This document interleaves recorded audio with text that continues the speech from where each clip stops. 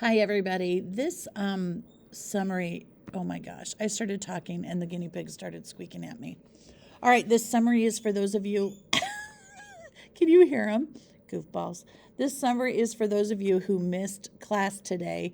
It's been kind of crazy the last couple of days. The Wi Fi has been really, really bad. And so my lesson plans have had to modify them. So let me just kind of give you a summary of what we did today.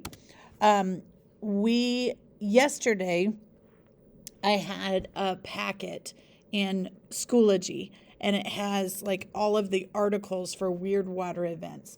And there's actually 5 chapters. So in class, the kids are in these pods, and each student took one article and read it and annotated it. And then today, everybody shared their annotations. And the idea is to divide and conquer so that nobody has to read all 5. They just read one. Unfortunately, if you're not here, if you missed yesterday and today, then I'm going to have you go into yesterday's folder and copy the Weird Water events to Schoology. And then go ahead and read and annotate all 5 chapters. Here's the thing though, don't waste your time annotating anything that does not have to do with phase change or the term freedom of movement. Freedom of movement is how the molecules move as a solid, as a liquid, as a gas. Okay, so only annotate those. Freedom of movement is, like I said, the way molecules in a substance move around relative to each other. And I abbreviate it FOM. And you can abbreviate it FOM from now on too. So we're investigating the question, what happens to the molecules of a substance when it changes phase? So each one of these articles is meant to explain what's happening during specific phase changes. So you'll read an article that talks about a phase change from a liquid to a gas, or from a gas to a liquid, etc. Okay? So then we have this graphic organizer, and I have a blank one in today's folder in Schoology. So go ahead and just copy that into GoodNotes if you haven't done that already. And then I'm just going to go through this with you and discuss, have you fill in what I'd like you to include. We had these 3, I got to back up, I think. Let me see where I'm at here. We had these 3 claims. If you weren't here yesterday, there was a forum user that typed in a question, what happens to the molecules of a substance when it changes phase? And claim number 1, iHeartSpace said that molecules of a substance disappear when they change phase.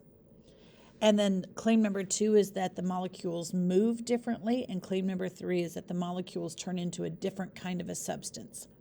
So we're reading these articles in response to these claims, and we're trying to decide which claim we want to support and what claims we can refute. So we're practicing the art of scientific argumentation, supporting a claim and refuting a claim using textual evidence. Okay, that being said, chapter number 1, the phases discussed in the article were solid, liquid, and gas. You know what I'm going to do? I'm just going to go ahead and give you all of this and let you pause the video and you copy everything down. Okay? Go ahead and do that. Okay, and then the next side, we've got article number 4 and number 5. I'll do the same thing. I'll just fill this in and let you pause the video and you fill in everything in red. Okay, and lastly, we just revisited the key concepts, understanding that this key concept talks about both the macro scale and the molecular scale. So a solid keeps its shape. That's what we see with the naked eye. That's the macro scale, because the molecules only move in place, not around each other. A liquid can flow. That's a macro scale observation, because the molecules move around, not away from each other. That's on a molecular scale. A gas does not have a visible shape. That's the macro scale observation. And the molecular observation is because its molecules can move away from each other. And then the last key concept is key concept number 4, and I bolded the key words here. And what I would do if I were you is, as you're learning these, just put in the bolded words, so that way you don't feel like you have to to memorize the whole thing.